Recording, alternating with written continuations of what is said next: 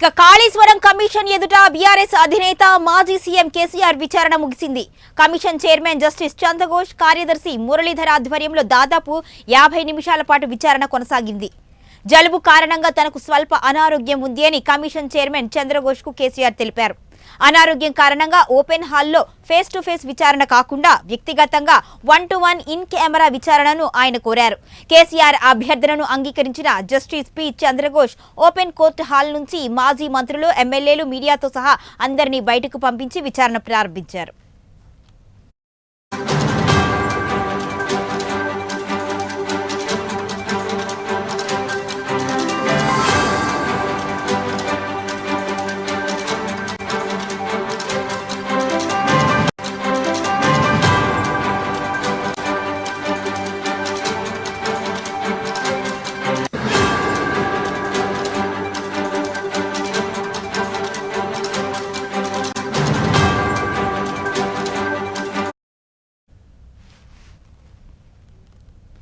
దాదాపు 14 నెలల పాటు ఇప్పటి వరకు కూడా అధికారులు, నిర్మాణ సంస్థల ప్రతినిధులు, మాజీ మంత్రులను విచారించిన కమిషన్ వారిచ్చిన స్టేట్మెంట్లను బేస్ చేసుకుని కేసీఆర్ ను క్రాస్ ఎగ్జామిన్ చేశారు. కేసీఆర్ ను 115వ సాక్షిగా కాళేశ్వరం కమిషన్ విచారించింది. కాళేశ్వరం ప్రాజెక్టు నిర్మాణం తీసుకున్న నిర్ణయాలపైనే ప్రధానంగా ప్రశ్నించినట్లుగా తెలుస్తోంది.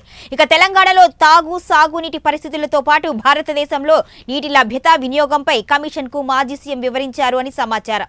కాళేశ్వరంతో పాటు అనుబంధ ప్రాజెక్టుల నిర్మాణాలకు సంబంధించి పలు డాక్యుమెంట్లు PC Ghosh, commission chairman P Chandra Ghose కు కేసీఆర్ అందజేశారు. విచారణ అనంతరం ఆయన నేరుగా ఎర్రవెల్లి ఫామ్ హౌస్ కు వెళ్లిపోయారు.